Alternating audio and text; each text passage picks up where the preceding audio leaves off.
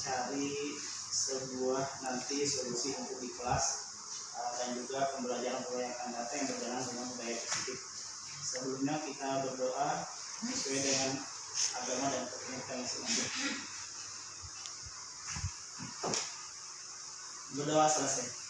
Bismillahirrahmanirrahim. Kita buka sesi ini langsung saja kepada judul di dalam presentasi budaya positif ini di modul 1.4 sebagai peserta CGP angkatan 5 dari SD 04 Anggana, mewakili teman-teman saya dari guru SD 04 Anggana yang ikut terjun di dalam program CGP ini. Semoga nanti ada manfaatnya ke depannya insya Allah, dan sebagai salah satu peserta dari kecamatan saya di Anggana, Kabupaten Kutai Kartanegara, Kalimantan Timur. Adapun judul yang saya bawakan adalah judul presentasi di dalam modul ini adalah disiplin positif sebagai satu solusi menerapkan budaya positif. Latar belakangnya adalah seiring dengan perkembangan zaman era digital, globalisasi sebagai pandemi COVID, ini menyebabkan tidak terlaksananya pembelajaran yang maksimal tatap muka. Disadari banyak sekali pengaruh penurunan kualitas pendidikan. Berkurangnya terjadi mempengaruhi juga adanya budaya-budaya yang mengakibatkan penurunan etika dan juga nilai kepribadian bangsa, nilai-nilai kebajikan universal seperti misalnya kedisiplinan, motivasi belajar dan dalam peningkatan belajar mereka dan juga kepercayaan diri bagi anak siswa dalam proses pendidikan di sekolah. Tujuan dari presentasi ini adalah yang ingin dicapai adalah ingin berbagi pengalaman dengan rekan sejawat, rekan-rekan guru yang ada di SD kita, SD Kabupaten Anggana. Mudah-mudahan kedepannya bisa bertukar pikiran dan bertukar pengalaman sebagai hasil pertemuan komunitas saya di pendidikan guru penggerak yang sedang berlangsung hingga saat ini. Yang kedua, ini melihat adanya perubahan penerimaan pola penerimaan di dalam pembelajaran, terutama respon-respon tentang budaya positif sebagai pola kontrol disiplin positif yang agar kita belajar merdeka, menyenangkan di dalam dan di luar kelas di sekolah kita. Dokumen yang dibutuhkan adalah satu teori-teori pembelajaran yang berkenaan seperti misalnya penerapan teori kontrol dari William Glasser dan juga yaitu jika ingin membuat kemajuan maka ubahlah sikap atau perilaku kita. Kemudian alat dan bahan adalah sumber-sumber pembelajaran kita. Kemudian daya-daya dukung dari program ini adalah kolaborasi kita di antara kita sebagai rekan guru yang ada di sekolah untuk menciptakan atau mencapai budaya positif. Kemudian membuat program-program sekolah seperti misalnya ekskul pramuka yang sudah jalan dan juga gerakan mengaji dan dukungan-dukungan dari orang tua, siswa dan juga semua yang ada di lingkungan sekolah kita. Materi budaya positif yang saya masukkan dan saya terima dari pendidikan ini seperti misalnya yang teori positif atau hukuman yang disampaikan oleh Dian Hussein menyatakan bahwa ada 3 sebenarnya motivasi perilaku manusia itu.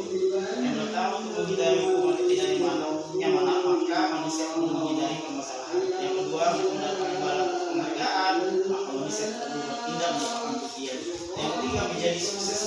Jika belum sukses maka perlu menghargai dirinya sendiri dalam nilai-nilai yang dipercayainya. Kemudian respon murid terhadap penerimaan 3 restitusi yaitu proses kolaborasi yang disebut dengan restitusi itu adalah proses menciptakan kondisi murid memperbaiki kesalahannya pada karakter semakin kuat. 3 restitusi yang penerapan untuk menghasilkan budaya positif menurut Dian Hussein itu adalah 1. Restitusi menuntun untuk melihat ke dalam diri. Kemudian ketiga, restitusi adalah tawaran adalah bukan paksaan. Restitusi adalah fokus pada karakter bukan tindakan mencari kebutuhan dasar. Karakter bukan tindakan mencari kebutuhan dasar. Kemudian materi positif, budaya positif ini ada 5 kebutuhan dasar manusia untuk merespon terhadap budaya positif, yaitu 1. Kebutuhan bertahan hidup, kasih sayang, kebebasan, kesenangan, penguasaan. Jadi restitusi itu adalah proses menciptakan kondisi di mana murid memperbaiki kesalahan dan yang karakter yang kuat.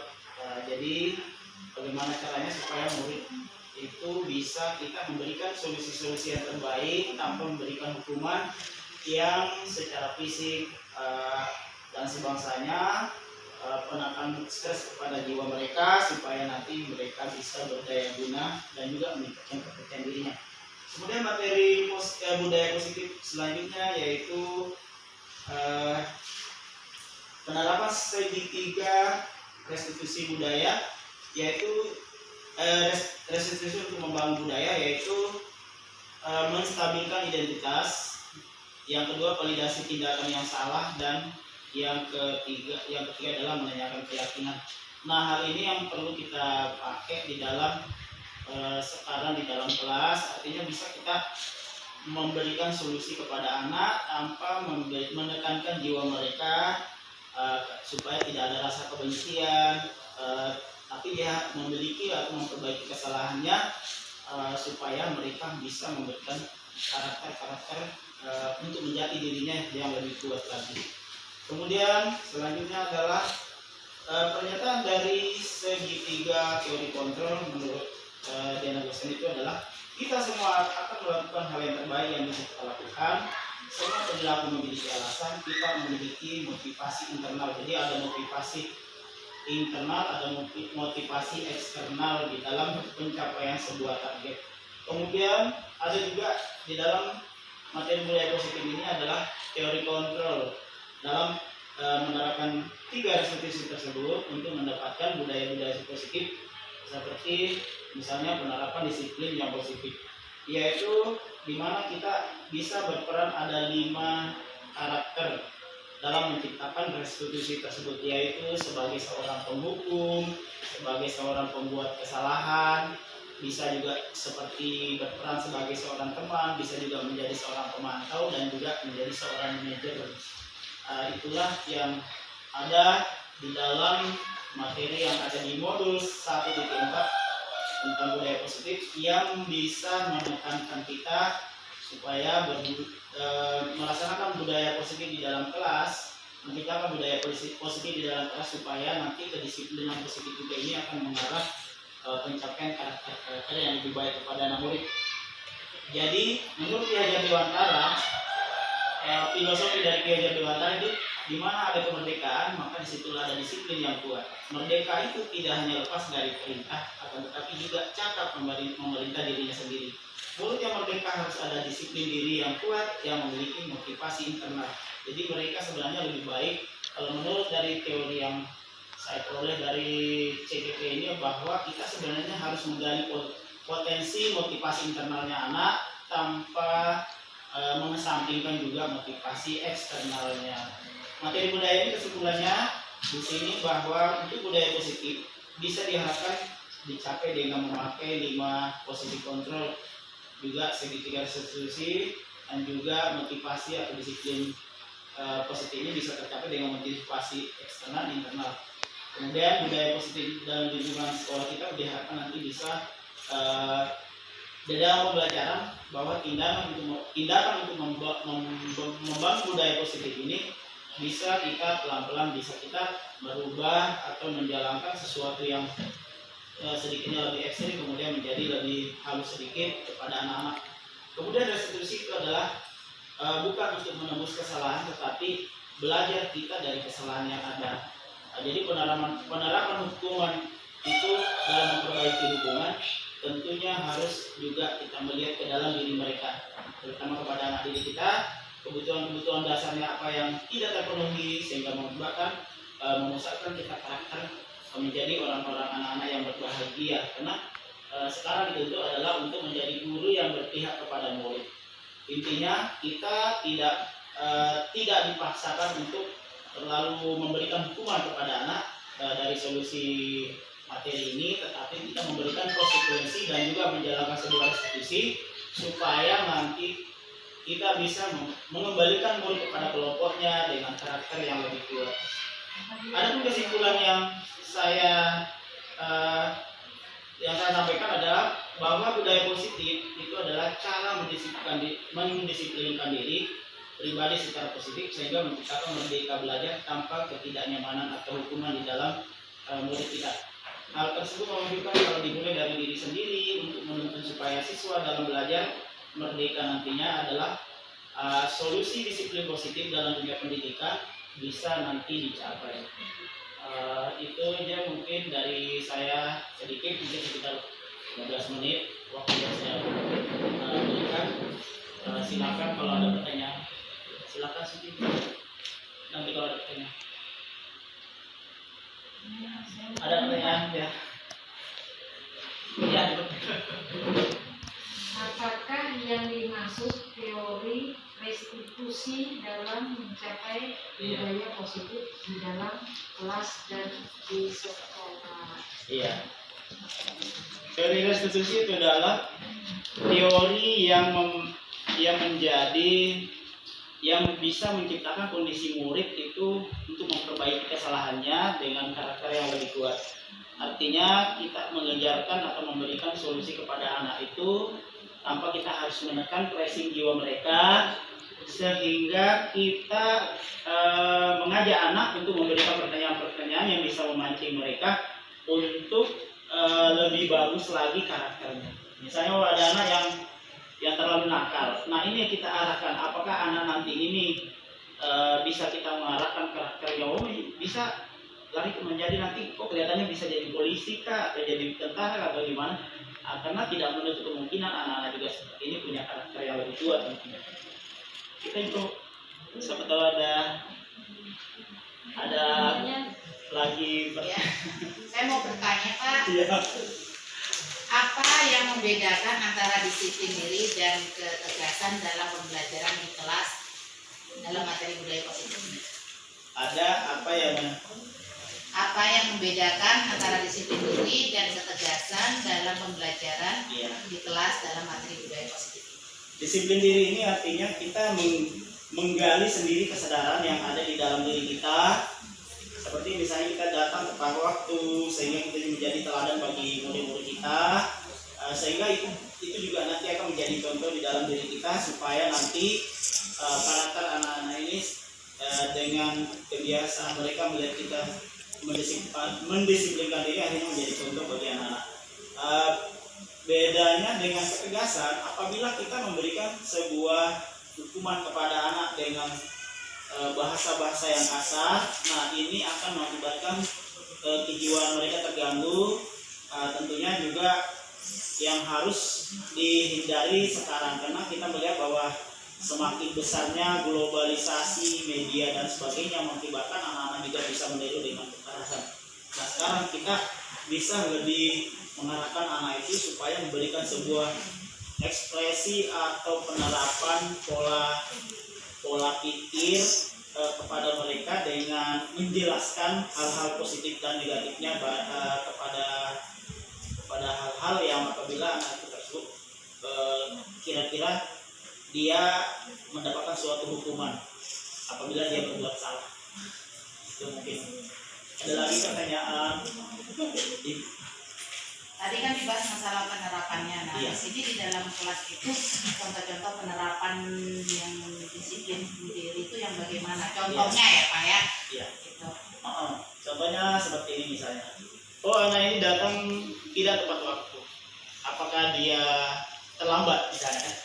Dia terlambat masuk kelas. Tentunya kita pada saat kita memberikan hukuman kepada anak, kita harus kalau bisa kita memakai 5 posisi ini di dalam posisi kontrol kita di teori kita, yaitu apakah kita sebagai seorang penghukum, apakah kita pembuat kesalahan, apakah kita menjadi seorang teman, apakah kita menjadi seorang manajer, dan apakah kita menjadi seorang yang pemantau. Nah, di antara kelima sikap ini tentunya kalau bisa kita hindari adalah sikap penghukum. Kenapa? Karena kalau kita terlalu menghukum anak-anak, tentunya nanti juga kita akan kena undang-undang kekerasan anak. Nah, jadi paling tidak kita bisa mencoba memperhatikan yang lain sebagai solusi yang terbaik. Misalnya apakah kita ini adalah seorang teman bagi mereka. Nah, kenapa kamu terlambat datang?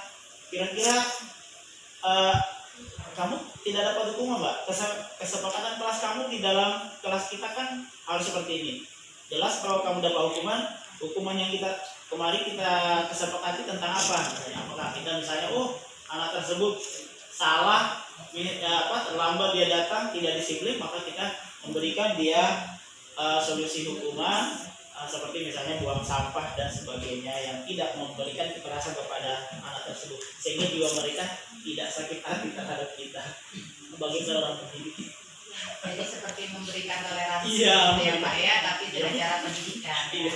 Inilah yang saya dapat sebenarnya di dalam pelajaran budaya positif ini. Karena dituntut dari materi ini supaya kita bisa juga berkolaborasi dan juga bisa membagi pengalaman yang ada di dalam materi seminar yang saya dapatkan di CGP. Mungkin ada lagi tuh, ada lagi. Apa Bu, kita sharing aja, lepas aja santai. Ya apa Bu, kita sharing aja. Jadi malah saya lebih terbuka, lebih bagus lagi. Siapa tahu saya bisa jadi kepala sekolah. Iya kan Pak? Bela dia juga. Iya ya. Ini harus dikirim secepatnya karena saya banyak deadline waktu ini sampai jam 12 malam harus dikirim. Saya tadi iya. Ya, masalah hukuman yang ditanyakan. Iya betul. Seandainya nih. Ini andainya ini luar daripada nama ya. Iya. Biasanya kita kan kadang-kadang kalau hukuman tuh refleks tuh. Iya betul. Apalagi kalau anak-anak yang kadang-kadang seandainya kita cit nguping atau kita kadang-kadang tanpa kita sadarin bisa sedikit Iya betul. apa bisa itu hukumannya itu? Tapi kita sebenarnya nggak serius ya. Iya tidak serius. Artinya mendidik dia aja. Iya betul. Di sini ada kita pasang sebuah aksi ibarat kita ini sebagai seorang bersandiwara. Jadi bisa kita memberikan aksen dengan intonasi bahasa mungkin agak kelihatannya, tapi berikan solusi. Ya, tapi kita tidak boleh memberikan kekerasan fisik terhadap anak. Itu aja intinya sebenarnya yang didapat dari, karena menurut Ki Hajar Dewantara bahwa memang anak-anak sekarang ini dia harus belajar dengan merdeka. Nah ini yang masih kurang sebanyak yang ingin dicapai di dalam pembelajaran kita, karena Ki Hajar Dewantara menginginkan anak itu belajar dengan merdeka, dengan motivasinya sendiri dan dalam, sehingga nanti bisa berdaya guna, punya karakter. Terutama tujuan pembangunan tujuan dari pendidikan nasional sekarang ini adalah profil pelajar Pancasila. Ada 6 kategori. Boleh di luar pada itu Pak? Di luar yang boleh tahu? Di luar pada itu sedikit aja Pak ya. Iya. Shopping pen. Yang ini apa namanya di luar tadi hukuman tadi. Iya. Kenapa Ki Hajar Dewantara baru sekarang mengeluarkan komitmen ini? Kenapa dan mulai dulu zamannya saya masih waktu Iya. SD. Waktu zamannya SD waktu SD dulu, kalau kita tidak bisa membaca, kita suruh di depan kelas, kita baru dilingkari di sini, baru kita sepasang. Itu kan sampai efeknya kan sampai kita kelas 6, kita masih malu sama teman, terus dulu Di syuting dulu di apa namanya ditarik ininya, itu kan masalah, atau dipukul pakai apa kan masalah orang tua dulu. Tapi maksudnya saya malah dulu jadi muridnya, sekarang malah yang banyak yang kurang ajar. Iya betul. Justru kemerdekaan ini banyak yang kurang ajar sama guru. Tidak ada unggah-ungguhnya, tidak ada apa namanya sama etikanya sama guru. Iya. Oke, pertanyaan saya jawab ya Bu. Memang ada dilema di antara pendidik sekarang dengan zaman orde lama dengan orde baru, apalagi institusi dengan zaman sekarang. Nah, inilah tantangan kita guru ke depannya di abad milenial ini. Memang kita tidak dulu betul-betul ditekan, diberikan kekerasan. Nah, efek dari kekerasan itulah akan nanti sebenarnya membekas di dalam jiwa. Nah, adapun memang manfaatnya dari dulu itu adalah bahwa kita menjadi orang yang berhasil sukses. Tapi yang jelas batin kita mungkin teringat dengan masa lalu. Oh, ini adalah guru saya dulu keras betul cara memberikan. Nah, sekarang pola ini sebenarnya bergeser, mengakibatkan bahwa Ki Hajar Dewantara ini sebenarnya kepingin murid-murid sekarang yang di milenial itu ya sekarang karena adanya gaya globalisasi yang semakin membludak ini kan, akhirnya memang itulah tantangan global kita bahwa anak-anak sekarang ini kelihatannya etikanya agak menurun. Nah itulah mengakibatkan kita sebagai guru memang harus mempunyai kesadaran juga dalam diri pribadi. Pola-pola tersendiri itu kita tidak boleh terlalu statis, tapi kita harus dinamis. Bagaimana cara, justru disinilah tantangannya guru, bagaimana caranya supaya kita menyelesaikan sebuah hukuman kepada anak itu tanpa memberikan kekerasan yang yang bisa membekaskan di dalam jiwa. Itu aja intinya, Bu. Jadi Ki Hajar Dewantara itu merdeka belajar menurut Ki Hajar Dewantara adalah menciptakan belajar dengan anak yang bahagia melalui motivasi dari dirinya dan kemampuannya sendiri. Nah, yang sebenarnya kalau saya lihat itu kekurangannya itu sekarang adalah bahwa kita belum menuju sebuah pembentukan karakter kepada anak-anak apa sih sebenarnya yang mereka capai pada hobi mereka, keinginan mereka untuk belajar. Itu sebenarnya saya lihat sekarang kurangnya di situ. Dan itu solusi sekarang kalau saya lihat itu agak kurang. Misalnya gini, anak ini tahu matematika seperti anak saya. Contohnya anak saya sendiri, dia tuh tidak benci betul namanya matematika. Tapi kalau dia disuruh menggambar bisa dia. Saya sendiri terus terang aja tidak bisa membedakan. Akhirnya saya menyerah juga memberikan untuk menekan dia di dalam. Kenapa? Karena ada undang-undang yang membatasi kita untuk jadi kekerasan. Itulah akhirnya sedikit demi sedikit pola kita memberikan gambaran kepada dia. Kamu kalau tidak belajar matematika nanti kamu kesulitan di SMP, SMA. Jadi paling tidak belajarlah mulai dari sekarang. Itu sebenarnya yang terjadi akhir-akhir ini. Sebenarnya Pak Yunus ya. Iya. Sebenarnya dilema juga. Dilemanya maksud saya agak jalan. apa namanya dilemanya begini, kita isi kekerasan sebenarnya kita tuh bukan kekerasan, kita untuk melajarin murid tapi sekarang kebanyakan kita biasa-biasa aja, akhirnya murid kita yang banyak yang terjadi di mana-mana. Itu saya lihat itu di TV, beraninya anak sama orang tua karena mungkin kekurangan PPKN tadi di kelas. Terus pokoknya banyak kekurangan yang kalau untuk pelajaran yang sekarang. Iya, betul. Kalau dulu malah mungkin saya udah jempol, memang keras dulu, tapi kita semua rata-rata berhasil. Iya, betul. Inilah saya jauh dulu ya. Inilah yang terjadi sekarang, Bu. Sebenarnya ada kesadaran pemerintah itu mengevaluasi pendidikan. Ya sekarang kurikulum ini makanya dikembalikan ke kurikulum 2013 ke kurikulum implementasi merdeka.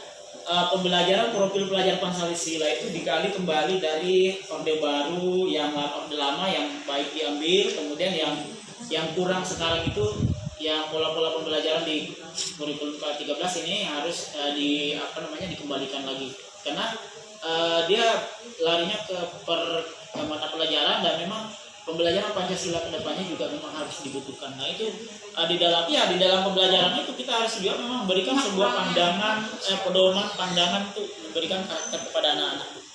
Itu yang saya lihat sekarang. Tidak Pak, makasih. Saya sangat puas dengan jawabannya. Walaupun mungkin saya masih. Iya nggak apa-apa, nanti kita sharing Bu. Saya lebih enak kalau kita sharing di luar misalnya. Kenapa juga? Saya juga termasuk saya berbalik 180%. Yang dulunya saya terlalu kuat memberikan ketegasan kepada anak, ternyata pola ini sekarang nggak dipakai. Saya marahi anak pasti sakit hati Bu sekarang. Betul. Kalau saya lihat sekarang, saya marahi anaknya si Farhan, Ardi kemarin hanya main bola di dalam kelas. Sampai sekarang dia kelihatannya sakit hati sama saya. Jadi saya mencoba itu karena kita kalau membuat sakit hati anak otomatis nanti dia membekas di dalam. Jadi itu salah bagi yang tidak boleh diterapkan sebenarnya di dalam. Bisa kita marahin. Iya. Pak, tidak apa-apa. Iya. Tidak sakit hati, malah saya kasih tahu tadi. Nah itu dia Bu. Kamu yang salah. Berarti itu adalah restitusi Bu. Teori restitusi yang dijalankan nanti memberikan kekuatan karakter kepada anak, dia memberikan solusi. Karena Pak, kalau kita tidak tegur nanti berlanjut lagi begitu. Iya betul. Itu juga efek juga. Betul. Jadi memang ada lima teori kontrol yang kita memang pakai, ya kan? Terserah aja sebenarnya kita mau pakai apakah tadi teori pembuku, pembuat kesalahan, apakah kita menjadi orang yang menjadi teman, ya kan? Ada yang menjadi pemantau, ada yang menjadi manajer. Kan pola yang sebenarnya yang perlu dihindari itu adalah penghukum. Kenapa? Karena kalau kita bilang awas Kak, kamu kalau dalam jalan kusur kamu jongkok misalnya 10 kali, nah ya kan? Atau lari 100 kali. Nah, itu adalah penghukum. Jadi kita berperan sebagai seorang penghukum. alangkah baiknya kita ke sedikit yang melihat, oh anak ini senangnya mungkin bersifat teman misalnya kan. Biasa tuh anak-anak tuh kalau misalnya salah misalnya kan dia penakut misalnya kan, oh berarti anak ini mau penuh. Janganlah ya kamu melakukan kesalahan lagi 2 kali misalnya kan. Jadi memberikan solusi itu seperti itu. Kalau berkelanjutan Pak, diulang terus bagaimana tidak? Nah itu dia. Itu dia. Berarti ujian kesabaran kita. Pokoknya jam 1 pulang ya. Jadi kesabaran kita. Yang syuting 1 jam begini loh. Kita itu tadi ya. Lebih enak lagi kalau spontanitas. Maka Iya, Pak. Iya. Malah nilainya tinggi berarti. Tapi maaf ya saya di Iya, luar. nggak apa-apa Bu.